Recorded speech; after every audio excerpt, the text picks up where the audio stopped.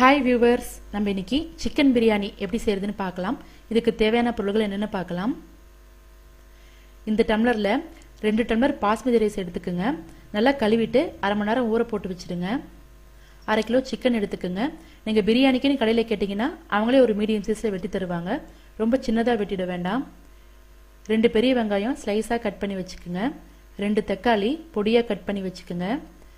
2 பச்சை மிளகா கீரி வச்சுக்கோங்க.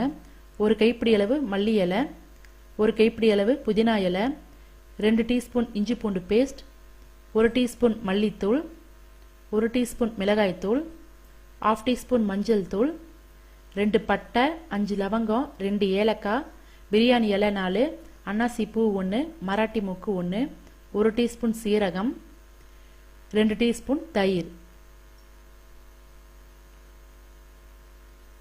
குக்கரில் 5 ஸ்பூன் எண்ணெய் எடுத்துக்கோங்க. எண்ணெய் காஞ்சதுக்கு அப்புறம் பட்டை, லவங்கம், ஏலக்காய் இந்த ஸ்பைசஸ்லாம் போட்டுக்கலாம்.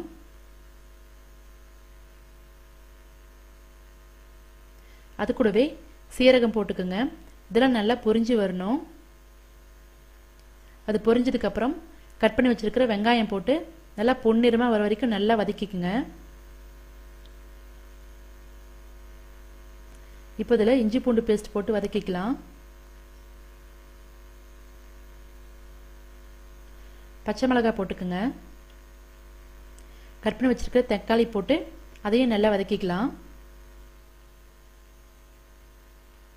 தக்காளி நல்லா வதங்கிடுச்சு. இப்போ மஞ்சள் தூள், மிளகாய் தூள், மல்லித்தூள், இது கூடவே தேவையான அளவு உப்பு இதெல்லாம் போட்டு நல்லா மிக்ஸ் பண்ணிக்கோங்க.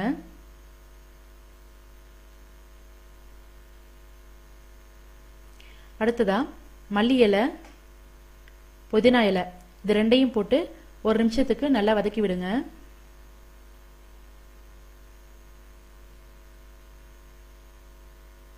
அடுத்ததா 2 ஸ்பூன் தயிர் அதையும் இதிலேயே ஊற்றி நல்லா மிக்ஸ் பண்ணிக்கோங்க.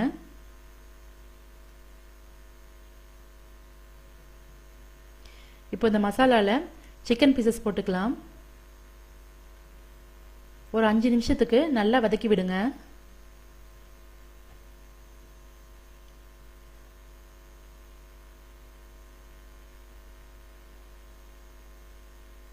இப்போ இந்த டம்ளரில் 2 டம்ளர் அரிசி எடுத்திருக்கேன். அதுக்கு நம்ம 3 டம்ளர் தண்ணி ஊற்றணும்.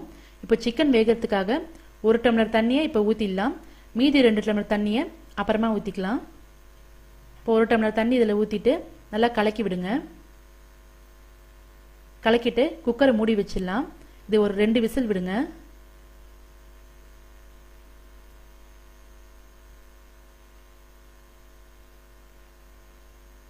இப்போ 2 விசில் வந்துடுச்சு. சிக்கன் நல்லா வெந்திருக்கு. இப்போ இதில் நம்ம கழுவி வச்சிருக்கிற அரிசியை போட்டுக்கலாம். அரிசியை நல்லா பரவலாக போடுங்க. ஒரே இடத்துல குட்டா போட்டுட வேண்டாம்.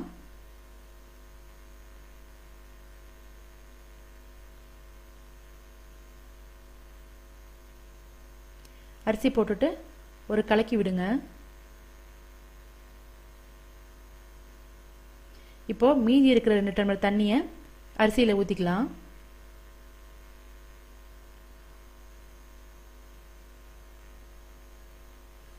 தண்ணி ஊற்றிட்டு நல்லா கலக்கி விடுங்க. உப்பு காரம் சரியா இருக்கான்னு பார்த்துக்குங்க. இப்போ நம்ம குக்கரை மூடி வச்சுட்டு அடுப்பை சிம்மில் வச்சுடுங்க. ஒரு விசில் கூட வரக்கூடாது. ஒரு விசில் வரத்துக்கு ஸ்டார்ட் ஆகும்போதே நம்ம அடுப்பு ஆஃப் பண்ணிடணும். பாஸ்மதி ரைஸ் சீக்கிரமாக குழஞ்சி போயிடும். அதனால நம்ம ஒரு விசிலுக்கு முன்னாடியே அடுப்பை ஆஃப் பண்ணிடலாம்.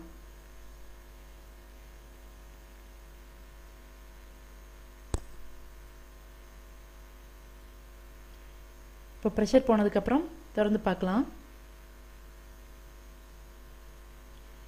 பிரியாணி ரெடி ஆயிடுச்சு. இப்போ கரண்டியால் மெல்லமாக கலக்கி விடுங்க.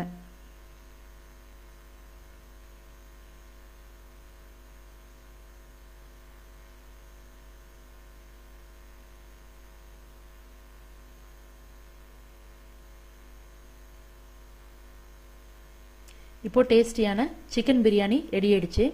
இது சீக்கிரமா செஞ்சிடலாம், ஆனால் டேஸ்ட் ரொம்ப நல்லா இருக்கும்.